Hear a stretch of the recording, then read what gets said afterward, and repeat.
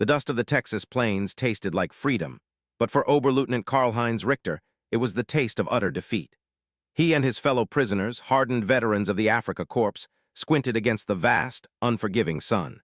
They had been shipped across an ocean they were told Germany controlled, herded onto trains that snaked through a country they were told was starving, and now stood at the edge of a field that seemed to stretch into eternity. They were soldiers of the Third Reich, believers in its might, its destiny. They had faced the blistering sands of Libya and the frozen hell of the Eastern Front. They thought they had seen everything, understood the nature of war, of power, of weakness. They were wrong. Through the shimmering heat, a machine approached. It was a tractor, but larger than any they had ever seen in Germany, a hulking beast of green and yellow steel, churning the rich, dark earth with contemptuous ease. It was a symbol of agricultural power they couldn't quite process. But it wasn't the machine that held their gaze, that caused a murmur to ripple through the weary line of men in their tattered Feldgrau. It was the person at the controls. A figure with long, sun-bleached hair tied back in a simple scarf, wearing denim overalls and a plain cotton shirt. It was a woman. She handled the mechanical behemoth with a casual, practiced confidence, her movements efficient and sure. The German soldiers stared, their mouths agape. In their world, women belonged in the home, supporting the war effort through domesticity and child-rearing, kinder, Kutsch, Kirch. Their propaganda had painted American women as frivolous, decadent socialites obsessed with makeup and Hollywood films. They were supposed to be the weak link in a fragile, corrupt society. Yet here was one, performing a man's work, commanding a machine of immense power, contributing to a war effort on a scale they were only just beginning and failing to comprehend. Karl-Heinz felt a cold knot tighten in his stomach. It was more than just a woman on a tractor. It was a crack in the foundation of his entire world view. And in that moment, under the endless American sky, he had a terrifying premonition. The war was already lost. To understand the depth of their shock, one must first understand the world they came from. These were not conscripts scraped from the bottom of the barrel. Many were professional soldiers, sailors, and aviators. They were the proud products of the Wehrmacht, the Luftwaffe, and the Kriegsmarine, fighting forces that had blitzed their way across Europe with terrifying speed and efficiency. They had been indoctrinated from their youth in the Hitlerjugend, fed a steady diet of invincibility and destiny. They were told they belonged to a master race, forged in the crucible of Teutonic discipline and Aryan blood. Their leader, Adolf Hitler, had promised them a 1,000-year Reich, built on the rubble of their decadent and inferior enemies. And for a time, reality seemed to align perfectly with the promise. Poland fell in weeks. France, with its much-vaunted army, collapsed in a little over a month. They had stood at the English Channel and gazed across at a nation they believed was on the brink of surrender. Their propaganda minister, Joseph Goebbels, was a master of shaping perception. He painted a vivid picture of their primary foes. The Soviet Union was a primitive, subhuman horde, led by incompetent commissars, destined to be swept aside to create Lebensraum, or living space, for the German people. Great Britain was a crumbling, antiquated empire, its glory faded, its people soft. But it was for the United States that the propaganda reserved a special kind of contempt. America, they were told, was a mongrel nation, a chaotic mix of races with no unifying culture or will to fight. Its people were materialistic, undisciplined, and obsessed with jazz music and gangster films. Its democracy was a sham, a chaotic system run by Jewish bankers and corrupt politicians who had dragged the country into a war it had no stomach for. They believed this. They had to believe it. It was the fuel that powered their war machine. The soldiers of the Third Reich were assured that America's industrial might was a bluff, a paper tiger. Their leaders spoke of Germany's superior engineering, the technical perfection of the Messerschmitt Bf 109, the lethal precision of the 88 cannon, the revolutionary design of the U-boats that were strangling Britain's lifelines. In contrast, American manufacturing was depicted as clumsy and inefficient, capable only of producing cheap consumer goods, not the sophisticated instruments of war. Goebbels' newsreels showed images of American unemployment lines during the Great Depression, conveniently omitting the nation's colossal industrial recovery under the arsenal of democracy. German soldiers were taught that the American fighting man was soft, a product of a life of ease and luxury. He lacked the ideological fervor, the Spartan discipline, and the battlefield toughness of the German lancer. They had heard stories of American soldiers surrendering easily, crying for their mothers when faced with real combat. This narrative was reinforced by every letter from home, every speech broadcast over the radio, every newspaper article they read. The world outside of the Reich was portrayed as weak, divided, and decaying, while Germany was strong, unified, and ascendant. This carefully constructed reality was all they knew. It was a psychological fortress designed to insulate them from doubt and fear. When they were captured, many of them were still true believers. They saw their capture not as a failure of the German war machine, but as a personal misfortune, a temporary setback. They boarded the transport ships to America with a sense of contemptuous curiosity, expecting to see evidence of the rot and decay they had been promised. They were prepared for a nation on the verge of collapse, a society teetering on the brink, ready to be pushed over the edge. What they were not prepared for in any way was the truth. The reality of America would not just challenge their beliefs, it would shatter them completely. The journey across the Atlantic was the first subtle tear in the fabric of their indoctrination. They were packed into the holds of Liberty ships, vessels that, according to German high command, were being sunk faster than they could be built. Yet the convoys that steamed westward were immense, a city of ships stretching to the horizon, protected by a phalanx of destroyers and the ominous shadow of aircraft carriers. For U-boat crewmen among the prisoners, this was a particularly bitter pill to swallow. They had been the hunters, the apex predators of the Atlantic. Now they were cargo, ferried across the very waters they had once terrorized by a naval power whose scale they had fatally underestimated. Upon arrival in ports like New York or Norfolk, the second shock wave hit. Instead of a crumbling infrastructure and starving populace, they saw bustling harbors, quays thick with cranes, and docks piled high with mountains of supplies destined for Europe. The sheer, overwhelming scale of the logistics was staggering. It was a level of organization and material wealth that made Germany's own war effort look provincial. They were then put on trains, and this is where the psychological unraveling began in earnest. These were not cattle cars like the ones used to transport prisoners and worse across Europe. They were passenger trains with cushioned seats and windows that offered a panoramic view of the passing countryside. And then came the food.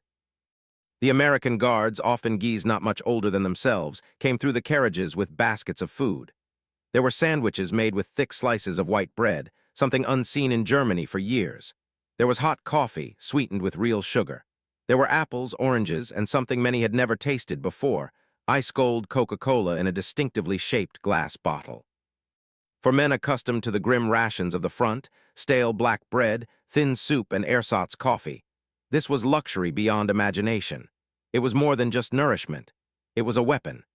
Every bite of food, every sip of sweet coffee was a silent testament to a nation so rich it could afford to feed its enemies better than the Reich fed its own soldiers. As the trains rolled deeper into the American heartland, the prisoners stared out the windows, their faces a mixture of confusion and awe. The journey was a relentless, rolling revelation of abundance. They passed through small towns where the houses were well kept, with neat lawns and a car parked in nearly every driveway. In Germany, civilian automobile production had ceased years ago. Gasoline was strictly rationed for the military. Here, cars seemed as common as bicycles. They saw children playing in schoolyards, wearing clean clothes and sturdy shoes. They saw women shopping in stores filled with goods, their baskets overflowing. There were no lines. There was no rationing apparent to their eyes. Everything their leaders had told them about the decadent, starving United States was being systematically dismantled, mile by mile. One German officer, a veteran of the siege of Leningrad where hundreds of thousands had starved to death, was seen weeping silently as he watched a group of American children buying ice cream from a street vendor. The contrast was too profound, too painful to bear. He later confessed to an interrogator that it was in that moment he knew Germany had no hope of winning the war. How could a nation engaged in a global conflict maintain such an astonishing level of normalcy, of civilian prosperity? The landscape itself was a source of bewilderment. They saw endless fields of corn, wheat, and soybeans, stretching to the horizon in every direction, cultivated with a degree of mechanization that was simply unheard of in Europe. They saw towering grain silos that looked like cathedrals dedicated to agricultural surplus. This wasn't a country on the brink of collapse. This was a continent, a juggernaut, a land of impossible plenty. The initial shock of capture was giving way to a more unsettling feeling, the dawning horror that they had been lied to about everything. They were not prisoners in a weak and failing state. They were captives in a land of giants, and the journey was not yet over. The biggest shocks were still to come. Upon arrival at the prisoner-of-war camps, scattered across states like Texas, Oklahoma, and Arizona, the disorientation intensified. The camps themselves were another contradiction. They had been built quickly, but they were not the squalid, disease-ridden pens they might have expected. The barracks were simple wooden structures, but they were clean, weatherproof, and far more spacious than the bunkers and trenches they had called home. They were issued clean clothing, bedding, and basic toiletries. There were hot showers, a luxury almost forgotten by frontline soldiers. The camp administration was run according to the Geneva Convention, a set of rules the German High Command had often dismissed as a bourgeois sentimentality. The American guards were a source of constant confusion. They were not the brutal, sadistic captors of their own propaganda. Most were young National Guardsmen, farm boys from the very regions they were now guarding. They were professional, firm, but generally treated the prisoners with a surprising degree of decency. They enforced the rules, but there was an absence of the casual cruelty and ideological hatred that characterized so much of the conflict in Europe. This humane treatment was, in its own way, a form of psychological warfare. It disarmed them, forcing them to question the caricature of the barbaric American they had been taught to despise. But the most relentless assault on their morale was the food. The camp mess halls served 3 meals a day, meals that would have been considered a feast for a civilian family in wartime Berlin. There was meat several times a week. There was milk, butter, eggs, and bread, white bread always. There was coffee with sugar at every meal. The sheer caloric intake was staggering. Many prisoners, gaunt and malnourished from the front, gained weight rapidly. One German U-boat captain wryly remarked that he was being fattened for the slaughter, but the joke fell flat. They all knew what this abundance signified. It was a symbol of a national power so vast, so deep, that it could wage a two-front war across the globe and still afford to feed its captured enemies with this level of prodigality. It was demoralizing in a way no battlefield defeat could ever be. The daily routine of camp life brought a fresh wave of revelations. Prisoners were offered the chance to work, for which they were paid in camp scrip, a currency they could use at the post exchange, or PX. The PX was a small store within the camp, but to the Germans, it was an Aladdin's cave of wonders. Here they could buy things that had vanished from German life years ago: cigarettes, candy bars, magazines, writing paper, and ice-cold bottles of Coca-Cola. The sweet, fizzy drink became an obsession for many, a symbol of the unattainable American lifestyle. The simple act of buying a chocolate bar, a Hershey's bar, was a profound experience. The rich taste of real chocolate, the smooth texture, was a sensory reminder of a world of pleasure and plenty that the war had extinguished back home. It was a small thing, a trivial indulgence, but it spoke volumes. It told them that while German scientists were working on creating ersatz, or substitute, products for everything from coffee to rubber, America had so much of the real thing it could sell it to its prisoners. The camps also had libraries, stocked with books and magazines. For the first time, the prisoners had access to information not filtered through Goebbels' propaganda machine. They could read Life magazine with its glossy photographs of American life, families on vacation, gleaming new cars, sprawling suburban homes. They could read American newspapers and listen to American radio broadcasts. They were exposed to a culture that was vibrant, confident, and astonishingly diverse. They heard jazz and swing music, which had been banned in Germany as degenerate. They learned about a political system where dissent was not only tolerated, but was a fundamental part of the process. This exposure to a free press and an open culture was a slow-acting poison to the Nazi ideology that had shaped their minds. It planted seeds of doubt, forcing them to compare the dynamic, prosperous reality of America with the grim, monolithic, and increasingly desperate world they had left behind. Each magazine article, each radio song, was another chisel chipping away at the foundations of their belief system. As the war effort ramped up, America faced a severe labor shortage. Millions of men were overseas in the armed forces, leaving factories and farms desperate for workers. The solution was pragmatic: use the hundreds of thousands of German and Italian prisoners of war. Under the rules of the Geneva Convention, enlisted men could be required to work in non-military sectors, particularly agriculture. And so, thousands of German POWs were shipped from the main camps to smaller, temporary branch camps located in the heart of America's farming communities. This is where the true culture shock began. They were no longer behind barbed wire, isolated from American society. They were now working alongside it. Each morning, they would be driven in trucks from their camps to local farms to help with the harvest, picking cotton in Mississippi, cutting sugar cane in Louisiana, harvesting potatoes in Maine, or working in the vast fruit orchards of the Midwest. It was on these farms that they came face to face with the engine of American abundance. A single American farm, often run by just one family, was larger and more productive than an entire village cooperative in Germany. The reason was mechanization. They saw the machines they had only glimpsed from the train windows up close. John Deere and International harvester tractors, mechanical combines, automated balers. These machines did the work of dozens of men and horses, with breathtaking efficiency. A German soldier who had grown up on a small Bavarian farm watched in stunned silence as a single farmer on a combine harvester did more work in one afternoon than his entire family could accomplish in a week. He later wrote in a letter which was reviewed by censors, "We are not fighting a nation of soldiers. We are fighting a nation of engineers and farmers. How can we possibly win?" This wasn't just about food production. It was a revelation about the fundamental nature of American power, a power rooted not just in armies, but in the soil, in the workshop, in the innovative spirit of its people. And then there were the women. The sight of the woman on the tractor was not an isolated incident. It was the norm. With their husbands, sons, and brothers fighting overseas, it was the women of America who had stepped up to fill the void. The German prisoners worked alongside them every day. They saw teenage girls, barely out of high school, expertly driving trucks and operating complex farm machinery. They saw mothers and grandmothers managing vast farms, making decisions, and directing the work with an authority that completely contradicted everything the prisoners had been taught about the proper role of women. The Nazi ideal was the Gretchen archetype, a woman devoted to home and family, politically passive and subservient to men. The women they met in rural America were anything but. They were competent, confident, and fiercely independent.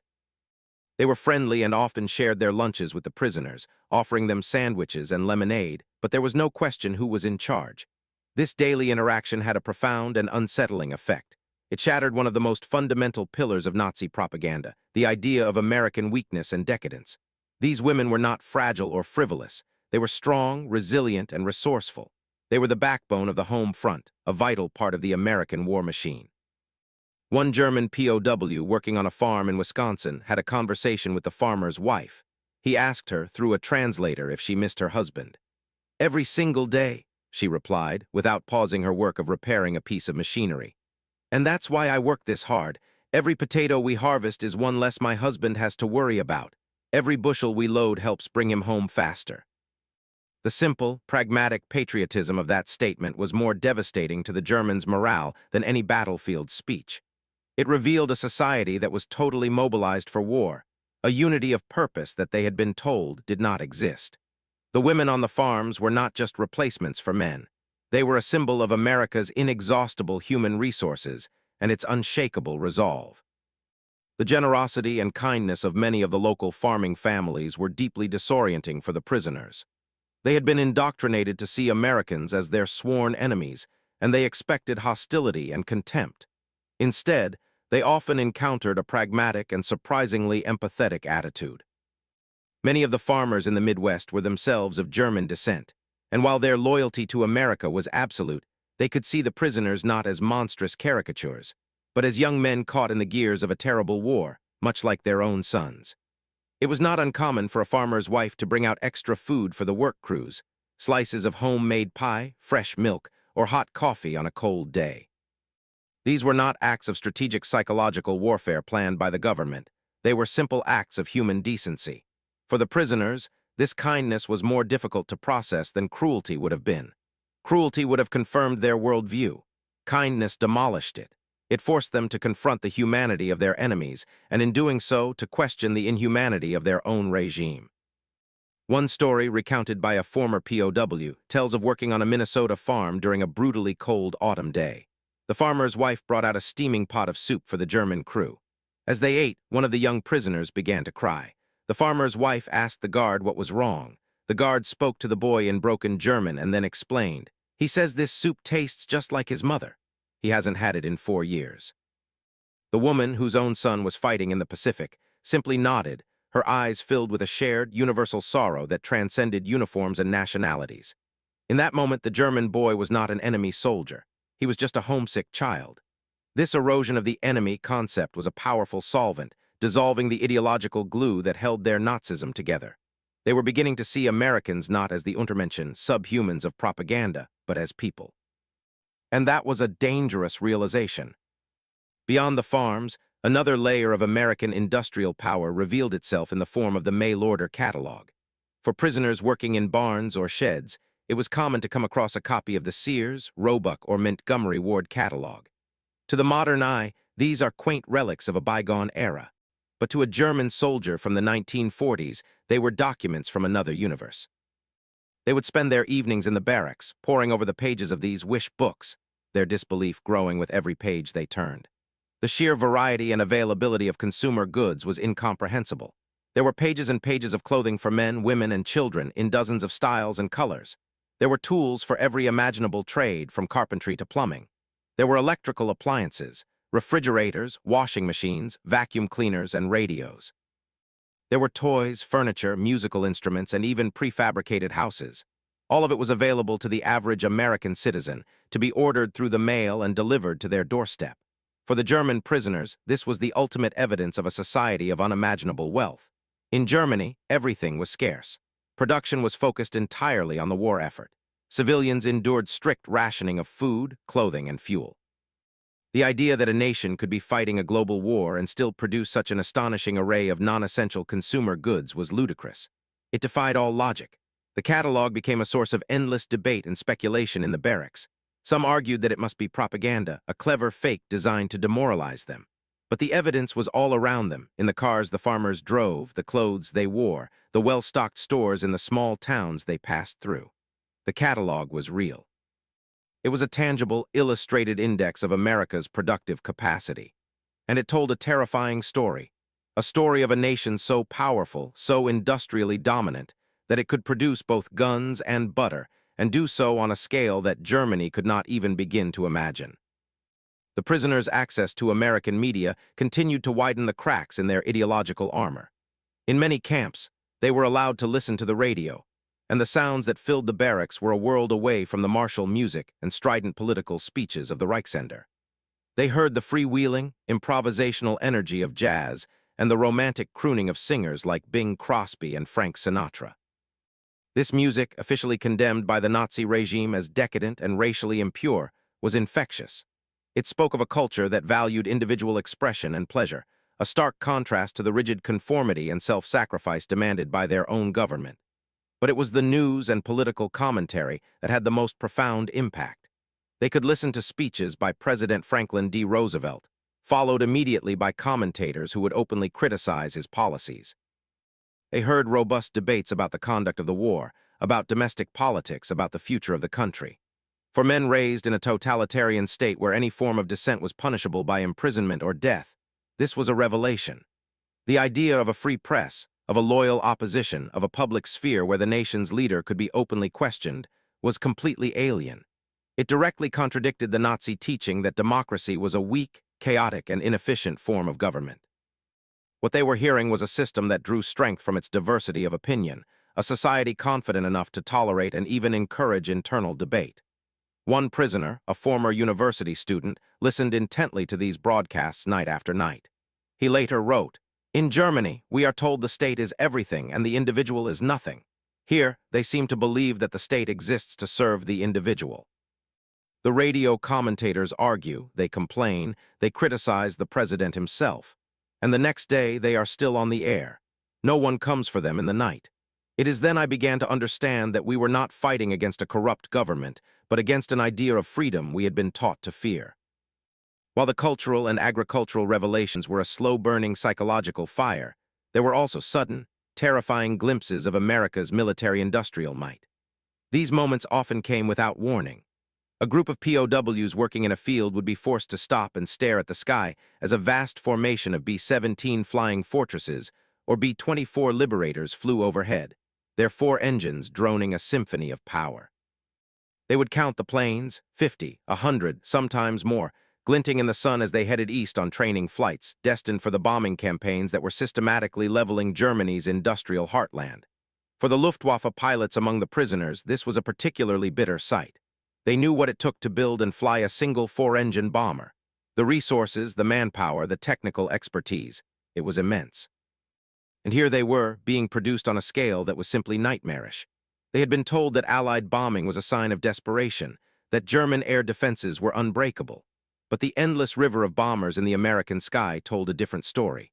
It spoke of an inexhaustible arsenal, an aerial armada that could absorb losses that would cripple the Luftwaffe and still keep coming day after day, night after night. Even more demoralizing were the trains. Not the passenger trains that had brought them to the camps, but the freight trains that thundered past the fields where they worked. These trains were a mile long, sometimes longer, and they were a conveyor belt of destruction. They saw flat cars carrying brand-new Sherman tanks, so many they couldn't count them all. They saw cars loaded with artillery pieces, with trucks, with jeeps, with crates of ammunition that stretched for miles. A German panzer crewman who had fought in the Battle of Kursk watched one of these trains go by. His unit had been proud to receive a dozen new Tiger tanks before the offensive. Here, he saw more tanks on a single train than his entire division possessed. He turned to his comrade, his face pale. "It is useless," he said in German. "Utterly useless. We are like children throwing stones at a giant." The level of medical and dental care provided to the prisoners was another source of profound shock, a quiet but powerful testament to the value America placed on human life, even the lives of its enemies. According to the Geneva Convention, prisoners were entitled to the same level of care as the detaining power's own soldiers, and the United States took this obligation seriously. Many of the captured Germans were suffering from years of neglect. They had festering wounds, illnesses, and severe dental problems accumulated during brutal campaigns on the Eastern Front or in North Africa. In the Wehrmacht, medical supplies were scarce and often reserved for those deemed most likely to return to the fight.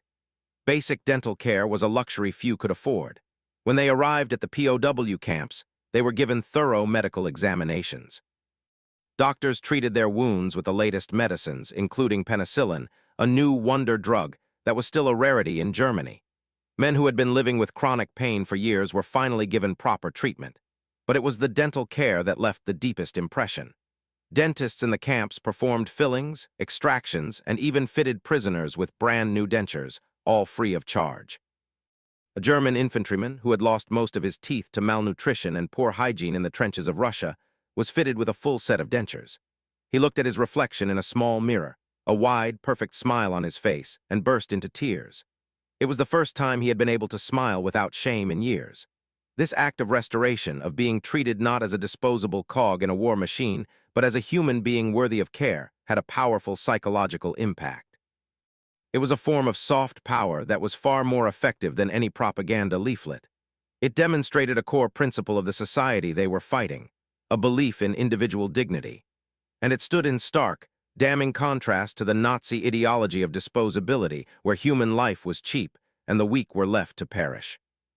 As the prisoners spent more time in America, they began to witness the workings of its democratic process up close, and it was a confusing, chaotic, and ultimately awe-inspiring spectacle. The year 1944 was a presidential election year. The prisoners, listening to the radio and reading newspapers, were astonished to see a nation in the middle of a global war conduct a full-blown, no-holds-barred political campaign. The incumbent, Franklin D. Roosevelt, was running for an unprecedented fourth term, and his opponent, Thomas Dewey, was relentless in his criticism of the president's leadership and his handling of the war. In Nazi Germany, such dissent was unthinkable. The Führer was infallible. His word was law. The idea that the leader of the country could be publicly challenged, his policies debated, and his character questioned by his own people was anathema to everything they had been taught. They expected the country to be torn apart by this internal conflict. They listened to the fiery speeches and read the scathing editorials, convinced that this internal division would surely weaken the American war effort. Goebbels' propaganda had always portrayed democracy as a messy, inefficient system that led to paralysis and decay. But then, the election happened. Millions of Americans went to the polls and cast their votes. Roosevelt won, and the next day, Dewey conceded defeat and pledged his support for the commander-in-chief in the ongoing war. The nation, seemingly on the brink of political civil war one day, was unified again the next. For the more thoughtful prisoners, this was a mind-bending lesson in political science. They realized that the debates and arguments were not a sign of weakness, but of strength. It was a system that had a built-in mechanism for self-correction, for releasing political pressure without resorting to violence or oppression. It was a society mature enough to argue fiercely and then unite for a common cause. It was the complete opposite of their own rigid, brittle, top-down system, which ruled through fear and demanded absolute, unquestioning obedience. They were beginning to see that America's strength was not just in its factories, but in its ideas. The racial landscape of America was another profound source of cognitive dissonance for the German prisoners, challenging the very core of their Nazi ideology. They had been taught that America was a mongrel nation, weakened by its racial diversity. The Nazi worldview was built on a rigid hierarchy of race, with the Aryan German at the pinnacle and everyone else, Slavs, Jews, and especially black people, relegated to the status of Untermenschen or subhumans. When they arrived in America, particularly in the segregated South, they did see a society with a clear racial hierarchy, which in some ways seemed to confirm their beliefs. They saw separate facilities for black and white Americans, and they witnessed the casual prejudice of the Jim Crow system. However, the reality was far more complex and contradictory than their propaganda had ever suggested. In the camps, they were often guarded by African American soldiers. For a soldier of the master race, to be taking orders from a black man, to be imprisoned by someone their ideology deemed inferior, was a deeply unsettling and humiliating experience. It was a direct, daily refutation of their racial theories. They saw these black soldiers wearing the uniform of the U.S. Army, carrying weapons and holding positions of authority. They were disciplined, professional, and an integral part of the American military machine. This reality did not fit the narrative. It created a confusing paradox. How could a race they deemed inferior be entrusted with such responsibility? How could America be so powerful if it was, as they had been told, hopelessly degraded by racial mixing? While they were witnessing the deep injustices of segregation, they were also seeing something else: the undeniable contribution of African Americans to the war effort. They were seeing a nation that, for all its flaws and internal contradictions, was able to draw strength from all segments of its population in a way that the racially pure, exclusionary Third Reich could not. The existence of the competent, authoritative black soldier was a fact that could not be reconciled with the fiction of Aryan supremacy. As the months turned into years, the prisoners became more integrated into the rhythms of American life, and this familiarity bred a strange kind of admiration. They witnessed holidays and local traditions that revealed the cultural fabric of the nation. They saw the importance of community events like county fairs, church potlucks, and high school sports. One of the most surreal and impactful experiences for many prisoners was witnessing an American high school football game. A group of POWs working on a farm in Ohio were invited by the farmer to watch his son play in a Friday night game. They sat in the stands, surrounded by the entire town, parents, grandparents, young children, all cheering wildly for the local team. The field was brightly lit, the players wore elaborate uniforms, and a marching band played at halftime. The scene was one of pure, unadulterated normalcy. It was a spectacle of a society so secure, so untouched by the direct ravages of war, that it could expend enormous resources and emotional energy on a simple game played by teenagers. For the German soldiers, the contrast with their own home was devastating. They thought of their own teenage boys, the 16- and 17-year-olds who were being conscripted into the Volkssturm, given a single Panzerfaust, and thrown into the front lines to face Soviet tanks. They thought of the cities back home, blacked out and rubble-strewn, where the only games played were desperate struggles for survival. A German sergeant watching the cheerleaders and the marching band turned to a guard and said, "You are not a country at war. This is something else. You are playing games while the world burns. You will win because you do not even realize you are in a fight." The guard, a man from that very town, simply replied, "Oh, we know we're in a fight. That's why we do this."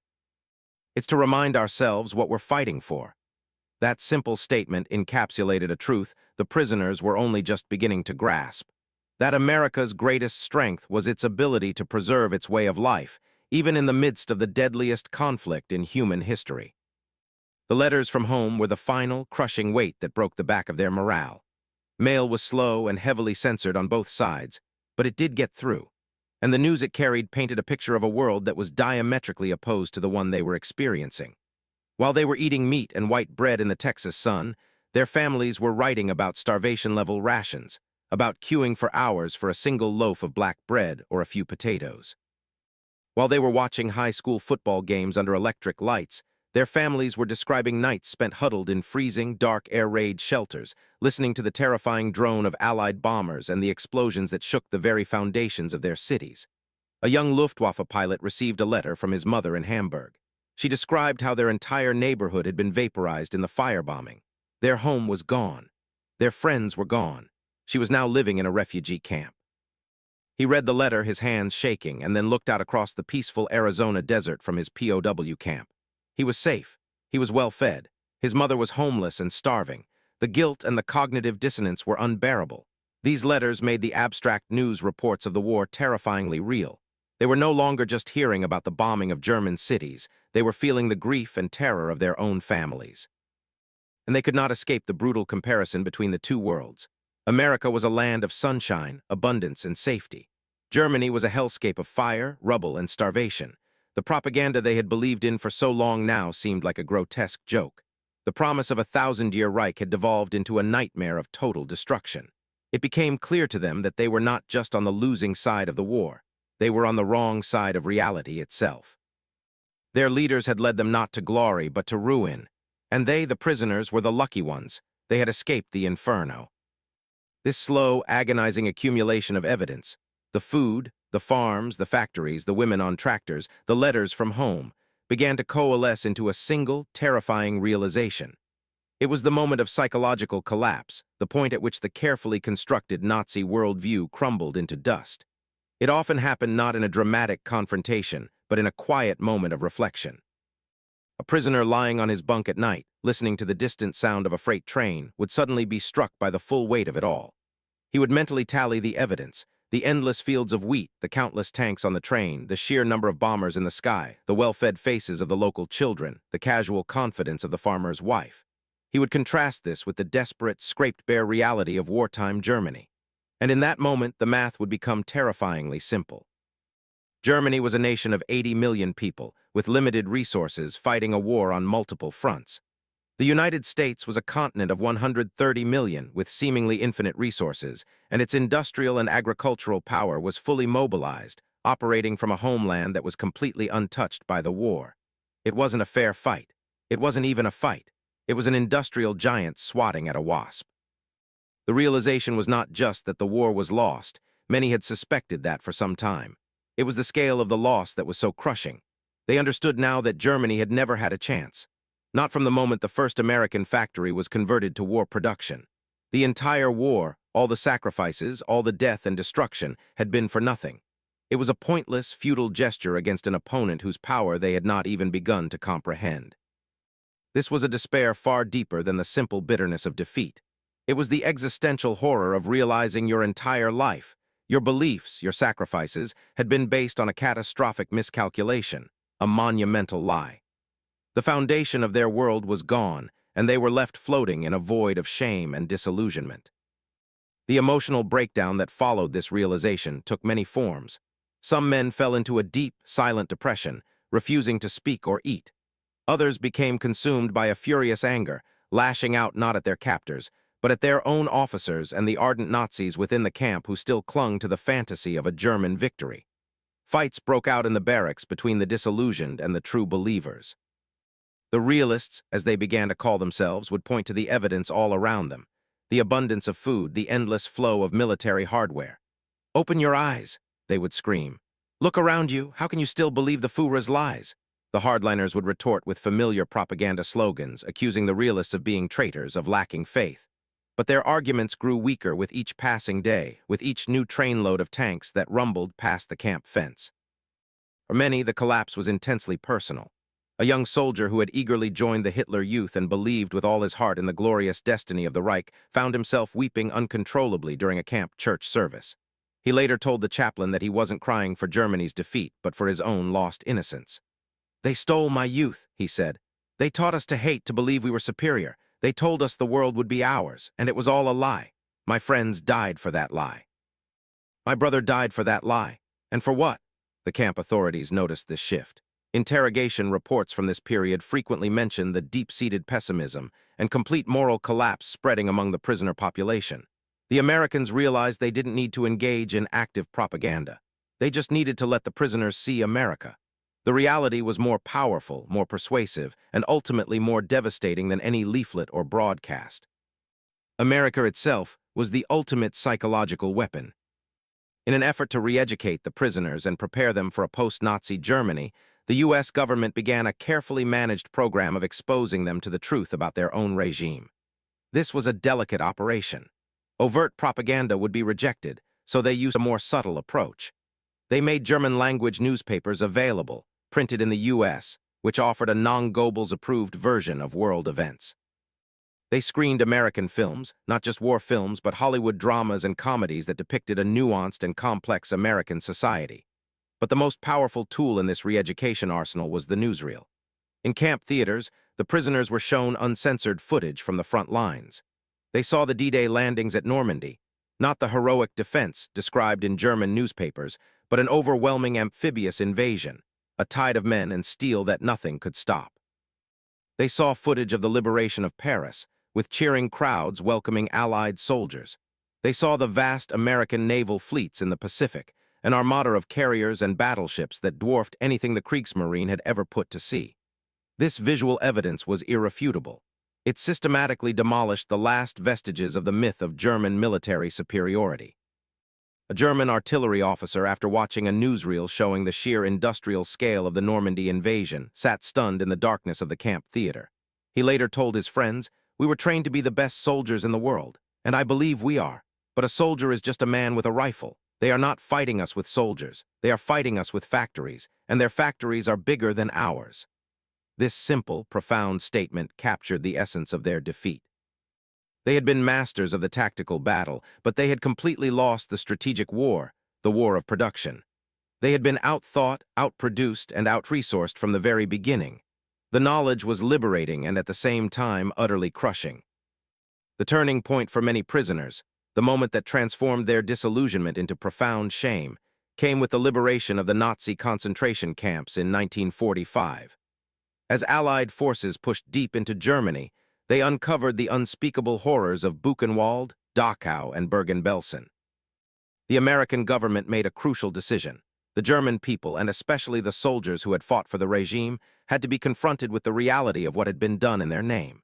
Newsreels were prepared, containing graphic, unflinching footage of the camps, the skeletal survivors, the piles of emaciated bodies, the gas chambers, the crematoria. These films were made mandatory viewing for all German prisoners of war in the United States. The reaction was volcanic. When the lights came up in the camp theaters, the prisoners were often met with a stunned, horrified silence. Many vomited, others wept openly, some sat rigid, their faces pale masks of disbelief. The initial reaction was often denial. "This is propaganda," some would shout. "These are fake, the Americans have staged this to shame us." But the images were too real, too visceral to be dismissed so easily. And for some, the footage confirmed dark rumors they had heard on the front lines, whispers they had chosen to ignore. In the days and weeks that followed, the camps were consumed by a collective crisis of conscience. The prisoners argued endlessly. Had they known? If they didn't know, should they have known? What was their responsibility? What was their guilt? They were soldiers. They had followed orders. But had they been following the orders of a legitimate government or a criminal enterprise of unimaginable evil? For thousands of them, this was the final, absolute moral collapse. The war was no longer just a lost cause. It was a tainted one. They had fought and bled not for the glory of the fatherland, but for a regime of mass murderers. The pride they had once felt in their uniform, in their service, curdled into a deep and abiding shame that many would carry for the rest of their lives. This confrontation with the Holocaust fundamentally reframed their entire experience in America. The kindness they had been shown by their captors, the decency of the farmers, the very principles of the democratic society they were witnessing, were no longer just signs of a different culture. They were now seen as the antithesis of the evil they had served. America was not just their conqueror, it was their moral opposite. This realization created a powerful desire for atonement in many of the prisoners. They began to see the work they did on the farms not as forced labor, but as a small way to pay back a debt to humanity. They worked harder, more willingly. The relationships between the prisoners and the local communities often deepened. Friendships were formed, built on a shared, unspoken understanding of the tragedy that had unfolded. In one camp in Iowa, a group of German prisoners, on their own initiative, organized a collection. They used their meager earnings from farm labor to donate to the American Red Cross, specifically to aid the victims of the war in Europe. It was a small gesture, but a profoundly significant one. It was an acknowledgement of their complicity and a desire to contribute to the healing of the world their nation had so grievously wounded. The woman on the tractor, who had once been a symbol of America's shocking power, now represented something more. She was a symbol of a constructive, life-affirming society, a world where people work to cultivate the land and feed others. It was the polar opposite of the destructive, death-obsessed ideology of Nazism, which sought only to conquer and annihilate. The prisoners had arrived in America as soldiers of the Third Reich, believers in its cause. They would leave as something entirely different, witnesses to its depravity and converts to the ideals of its conquerors. The transformation was nearly complete. The sheer, overwhelming force of American optimism was another weapon against which the prisoners had no defense. They came from a culture steeped in a kind of romantic pessimism, a Wagnerian sense of tragic destiny.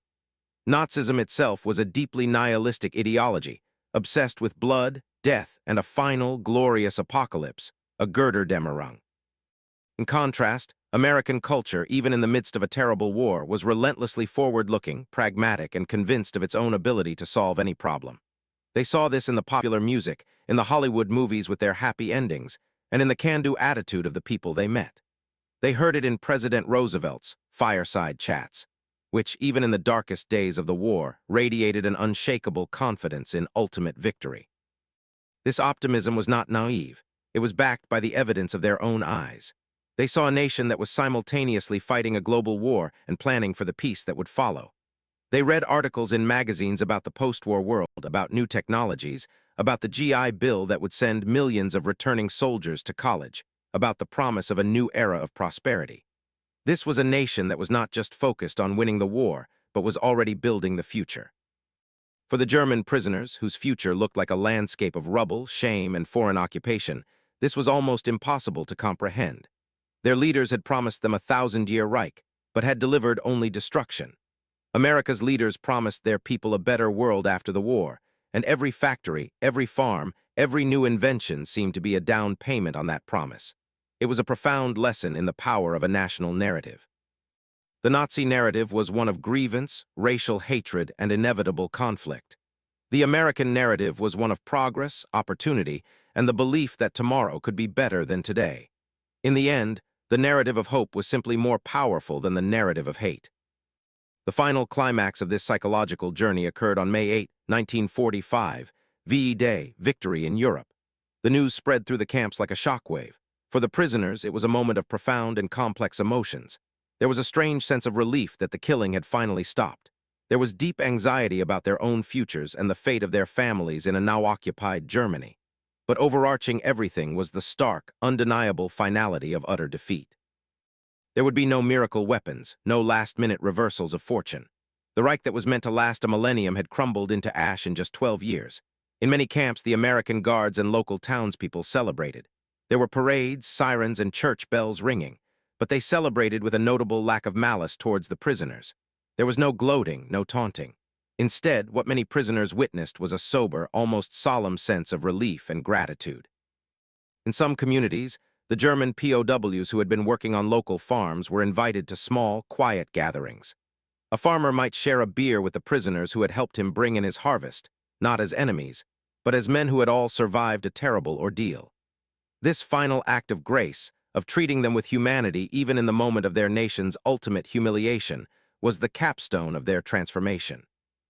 It cemented the image of America not as a vengeful conqueror, but as a powerful and confident nation that could afford to be magnanimous in victory. One German officer, a man who had once been a committed Nazi, stood watching a small-town parade on VE Day. He saw the high school band, the Boy Scouts, the volunteer firemen marching down Main Street. He saw a nation celebrating not with the militaristic pomp of a Nuremberg rally, but with the quiet joy of a community reunited in peace. He turned to an American officer standing beside him and said, "Now I understand. You did not defeat us with your tanks or your planes. You defeated us with all this." The period between VE Day and their eventual repatriation was a strange limbo for the prisoners. The war they had fought was over, but they were not yet free.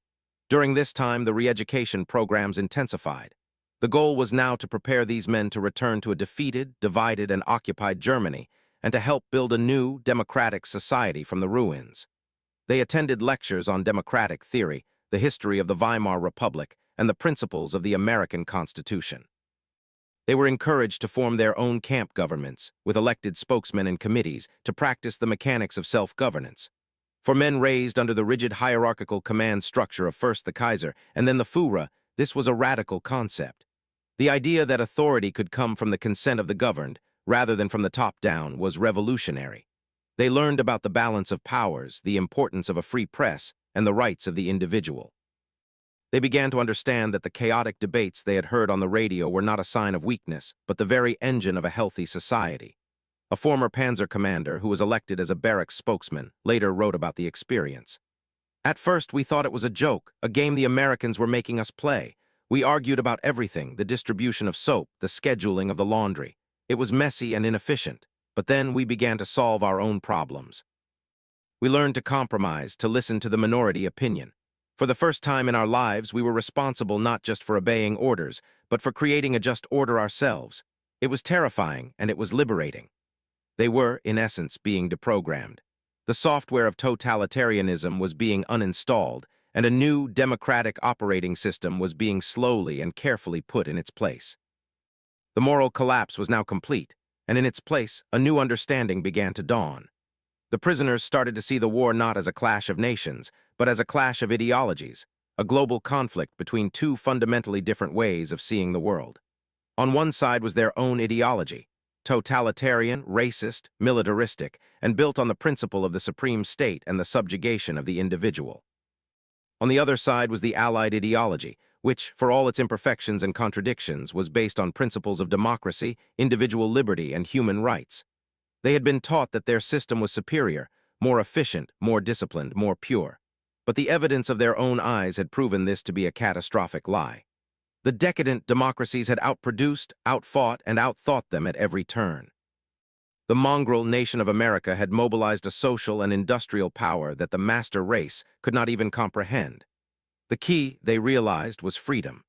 A society that allowed its people to think, to innovate, to argue, and to pursue their own interests would always be more dynamic, more resilient, and ultimately more powerful than a society that demanded blind obedience and punished dissent. The woman on the tractor was not just a farmer, she was a free citizen, a shareholder in the enterprise of her nation. The factory worker in Detroit was not a slave of the state. He was a willing participant in a system that rewarded his efforts. This fundamental difference in social organization was the ultimate secret weapon. Germany's strength was brittle like tempered steel. It was very strong, but when it broke, it shattered completely. America's strength was flexible and adaptable, like a living organism. It could bend, it could absorb blows, and it could constantly regenerate itself. They had not been defeated by a superior army, but by a superior idea. As the time for repatriation grew near, a surprising new emotion emerged among many of the prisoners, a deep reluctance to leave. America, the enemy nation they had been sent to destroy, had become a strange and unexpected sanctuary. They had been treated with decency, fed well, and given a glimpse of a different, better way of life.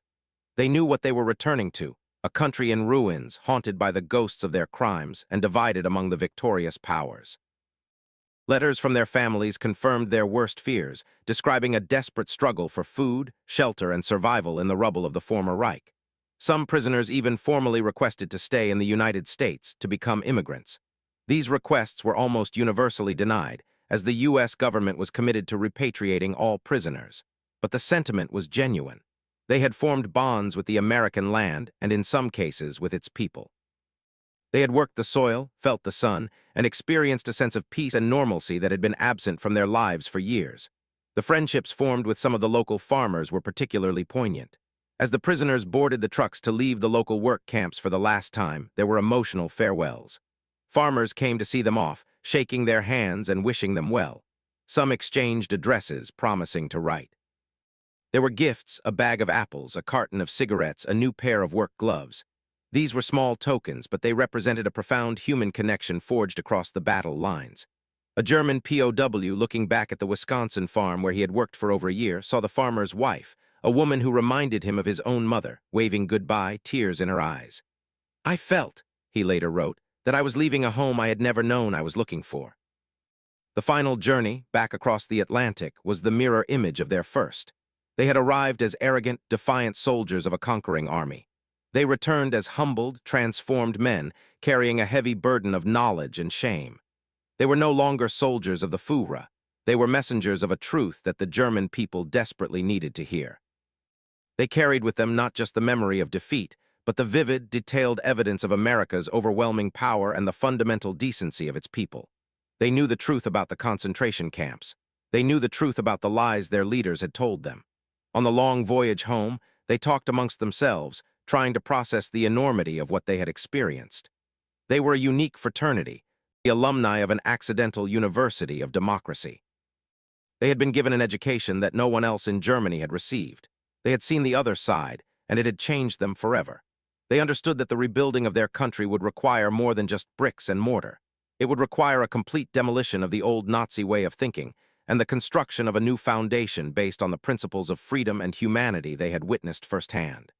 They were a vanguard of a new Germany, whether they knew it or not. The seeds of the post-war German economic miracle, the Wirtschaftswunder, and the stable democracy that would emerge from the ashes of the Third Reich were planted not just by the Marshall Plan, but in the minds of these hundreds of thousands of returning prisoners who carried the story of the woman on the tractor back home with them. They were the living proof that a different future was possible. Upon their return to Germany, they were met with a landscape of apocalyptic devastation. Their cities were vast fields of rubble, their economy was non-existent, and their people were starving and demoralized. It was a world that confirmed the grim news they had received in the letters. But now, they saw it through new eyes. They saw not just the destruction caused by Allied bombs, but the end result of their own nation's disastrous ambition. In this broken land, the stories of the returning prisoners became a kind of underground currency of hope and realism.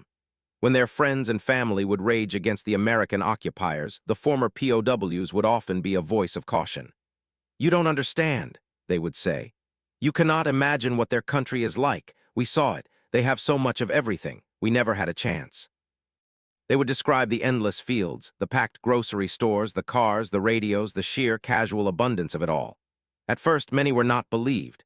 It sounded like fantasy, like the very propaganda they had been fed about the workers' paradise in the Soviet Union. But the stories were too consistent, told by too many different men from too many different camps, and the former prisoners themselves were changed. They carried themselves differently. There was a lack of the bitter resentment that consumed so many of their countrymen. Instead, there was a quiet, weary realism, a sense of having seen behind the curtain of history. They became, in their small communities, informal ambassadors of reality. They punctured the myths that were already beginning to form, the stab-in-the-back legends, the idea that Germany had not been truly defeated but had been betrayed. "No," the prisoners would say, shaking their heads. "We were defeated, utterly." I saw the factories. The story of the woman on the tractor and all that she symbolized became a powerful parable for the post-war generation. These returning soldiers brought back a crucial understanding, that Germany's path forward could not be through militarism and conquest. That path led only to ruin. The future had to be built on production, on trade, on becoming a different kind of power. They had seen firsthand that true national strength lay not in the size of one's army, but in the productivity of one's farms and factories, and the freedom of one's people. This knowledge was instrumental in shaping the mindset of post-war West Germany. The focus shifted from military glory to economic reconstruction. The heroes were no longer generals, but engineers, entrepreneurs, and skilled workers. The new Germany would conquer the world not with panzers, but with Volkswagens and Siemens appliances. They had learned the American lesson. Real power is the power to create, not to destroy. This was not a conscious, organized movement, but a slow, organic shift in the national psyche, influenced by the hundreds of thousands of individual stories brought back from the American heartland. A young German man, listening to his father recount his time as a POW in Texas, would hear not just about the hardship of capture, but about the astonishing efficiency of a mechanized farm, the kindness of the farmer's wife, and the sheer wonder of a Sears catalog. These stories demystified the enemy and provided a new, pragmatic model for success. The American dream, in a way, was imported into the German consciousness through the most unlikely of channels, the returning soldiers of its defeated army. They had gone to America to fight a war and had instead received a masterclass in the art of modern industrial society. The legacy of this unique chapter of World War II is a testament to the unpredictable nature of history. What began as a logistical solution to a military problem, what to do with hundreds of thousands of enemy prisoners, morphed into one of the most effective, if unintentional, psychological operations of the war. The United States won the war on the battlefields of Europe and the Pacific, but it cemented that victory in the minds of its enemies on the farmlands of the Midwest and the Great Plains. The simple act of exposing these men to the reality of American life was more potent than any bomb or bullet. It did not just defeat them, it converted them. It demonstrated that a society built on freedom, abundance, and human decency was not only morally superior, but materially more powerful. The prisoners who returned to Germany carried with them an unshakable conviction. America was not a nation to be trifled with. This conviction spread through the German population and played a significant role in anchoring West Germany firmly in the Western Alliance during the Cold War. Having seen the reality of American power firsthand, the generation that had fought the war had no appetite for confronting it again. The story of the German POWs in America is a powerful reminder that wars are ultimately won in the human mind. The ideological struggle is as important as the military one. By simply being itself, America showcased a way of life that was ultimately more attractive and more powerful than the hateful, destructive ideology of its enemy. It was a victory not of arms, but of ideas. Looking back, the image of the German soldier staring in disbelief at the American woman on the tractor becomes the central metaphor for this entire story. It is a moment of profound collision, not just between two armies, but between two worlds, two futures. The soldier represents the old world, a world of rigid hierarchies, of militarism, of scarcity, and of prescribed social roles. His worldview is built on the idea of strength through brutal discipline and conquest.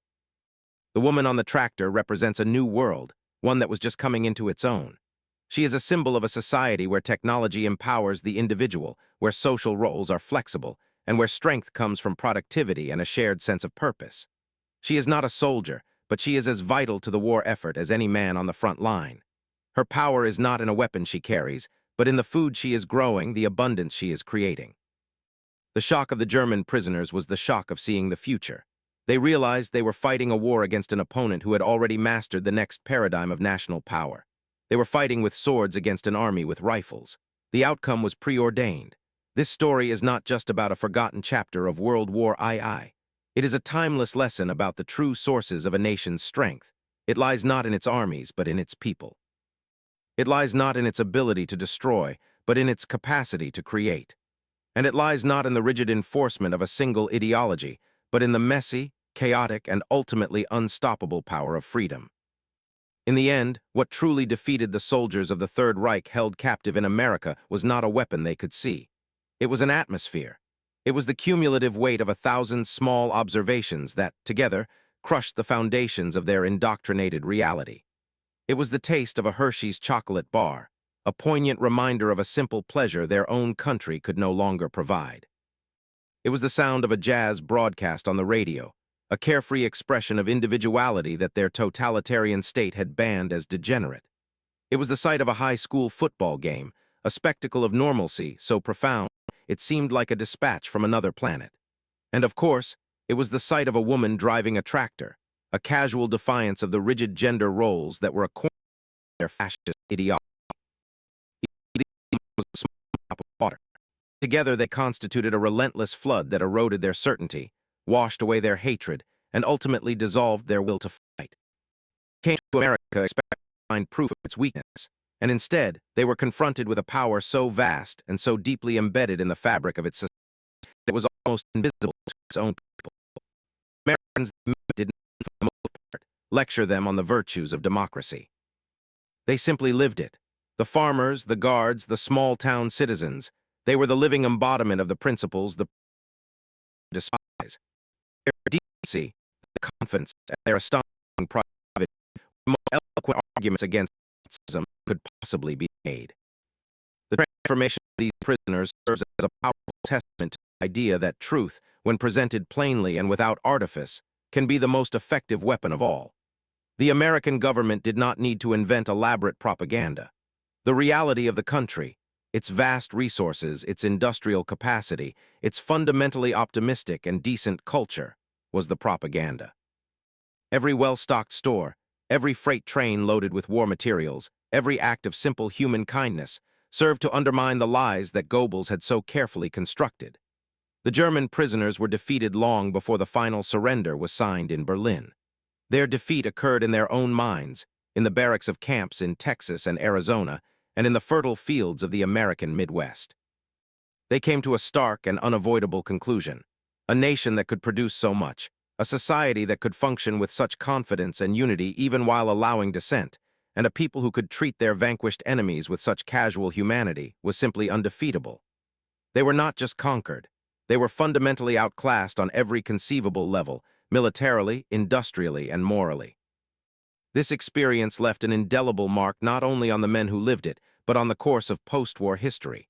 They returned to Germany as unwilling missionaries of a new gospel, a gospel of American power and democratic ideals. They had seen the future, and it worked. It was a lesson they and their country would never forget.